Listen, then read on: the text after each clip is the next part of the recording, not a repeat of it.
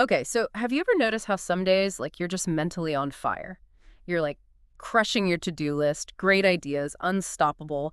And then other days, Totally. it's like your brain is stuck in the mud. Yeah, You just can't get anything going. for sure. Turns out what we eat plays a huge role in that. It really does, yeah. Yeah.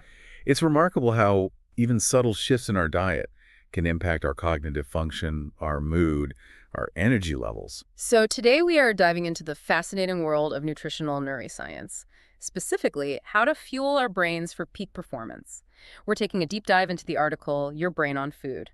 And trust me, this information is about to revolutionize your snack drawer. I think you'll be surprised by just how powerful those dietary changes can be. For sure. So let's start with the basics. We know the brain needs fuel, but what exactly are we talking about here? Well, you can think of your brain as the most powerful computer you own, and it requires a very specific and consistent energy source to function correctly. And that primary fuel is glucose, which we get from carbohydrates. Okay, that makes sense, but what about all the other stuff we hear about, like healthy fats and protein? Where do they fit into the brain power equation? They're crucial. Imagine your brain is this vast network of roads and highways. Omega-3 and omega-6 fatty acids are like the paving materials that are essential for building and maintaining those pathways for your brain cells to communicate. So if those pathways aren't well maintained, we're talking potholes on the brain superhighway. Exactly. And that can manifest in different ways. Difficulty focusing, brain fog, even an increased risk of cognitive decline down the road, And that's where healthy fats come in. right? Foods rich in omega-3s, like fatty fish, walnuts, and flax seeds, provide the building blocks for healthy brain cell membranes and promote something called neuroplasticity, basically, your brain's ability to adapt and form new connections. There's some fascinating research showing that higher omega-3 intake is linked to better cognitive function and a lower risk of age-related cognitive decline. Okay, that's pretty incredible. So it's not just about preventing problems down the line, it's about giving our brains an edge right now. Precisely. There's even evidence suggesting that omega-3s can boost working memory and improve attention span in healthy adults. Wow, I'm already rethinking my snack choices for the week. So we've got our brain boosting fats, but what about protein? It's not just for building muscles, right? Not at all. Protein plays a critical role in producing neurotransmitters. Those are the chemical messengers that zip between brain cells, carrying signals that control everything from our mood to our focus. So if I'm picturing this correctly, those neurotransmitters are like the cars traveling on those brain highways we were talking about earlier. Exactly. And just like you need different types of vehicles for different purposes, Mhm. our brains rely on a variety of neurotransmitters to function optimally. Okay, so walk me through some of these neurotransmitters and how they're affected by what we eat. Let's start with serotonin. It's often referred to as the feel-good neurotransmitter because it plays a key role in mood regulation, sleep, and even appetite, I've definitely heard of serotonin, usually in the context of things like depression and anxiety. right? Because low serotonin levels are linked to those conditions. Sure. And here's where diet comes in. Serotonin is synthesized from the amino acid tryptophan, which is found in foods like turkey, chicken, nuts, and seeds. So when we consume those foods, we're essentially giving our brains the building blocks for serotonin production. Precisely. Okay.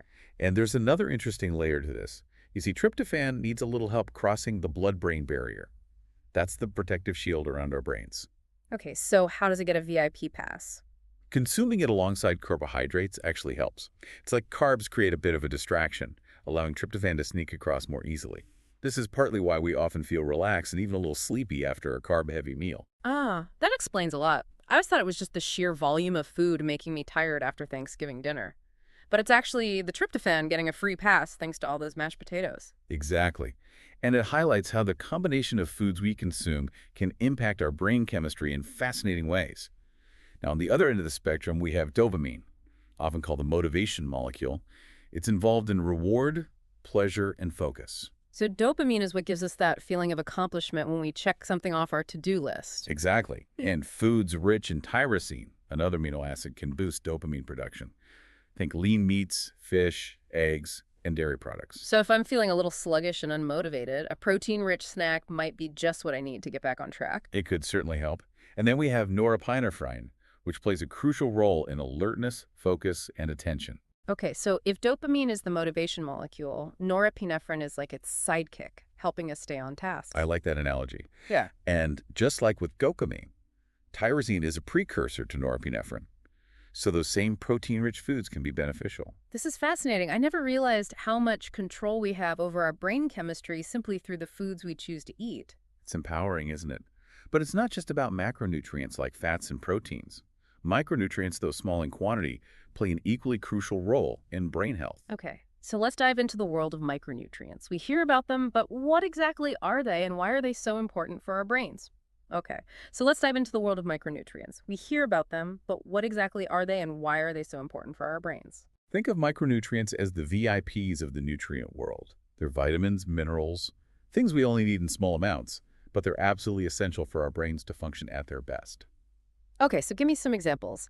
What are some of these VIP micronutrients and what do they actually do in our brains? We'll take B vitamins, for example. They're like the maintenance crew keeping everything running smoothly. B12 specifically is crucial for forming myelin, that protective coating around our nerve fibers that helps messages travel quickly and efficiently.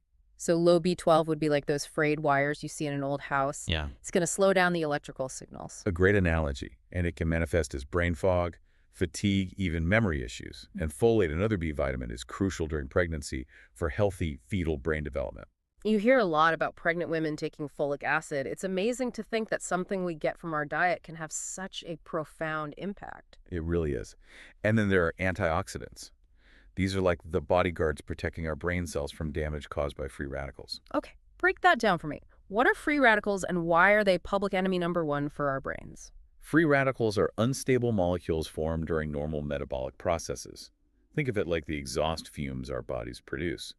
But exposure to things like pollution, smoking, even just the natural process of aging increases free radical production. And these unstable molecules can damage our cells, including brain cells, leading to inflammation and potentially contributing to cognitive decline over time. Wow, so it's like our brains are constantly under attack and antioxidants are the defense system. That's a great way to put it. And where do we find these powerful antioxidants? Colorful fruits and vegetables are full of them. Blueberries, strawberries, spinach, kale.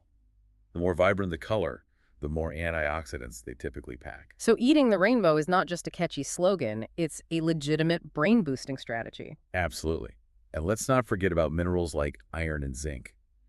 Iron is crucial for oxygen transport, and our brains are incredibly oxygen-hungry organs. Makes sense. We've already established that the brain is a high-performance machine. And what about zinc? Zinc plays a crucial role in learning and memory. It's involved in the formation of connections between brain cells, and research suggests that zinc may even have a protective effect against age-related cognitive decline. You can find zinc in foods like oysters, beef, pumpkin seeds, and chickpeas. This is amazing. We started by talking about feeling sluggish in the afternoon, and now we're talking about protecting our brains from aging. It all comes full circle, doesn't it? By making conscious food choices today, we're not just fueling our brain for the present moment, we're investing in our long-term cognitive health and vitality. So as we wrap up this deep dive, what's the key takeaway you want our listeners to walk away with? I think the most important thing is to remember that what we eat has a direct and profound impact on how our brains function, how we feel, and even how we age. By incorporating more of the brain-boosting foods we've discussed today, those healthy fats, lean proteins, and a rainbow of fruits and vegetables, we can quite literally nourish our brains from the inside out.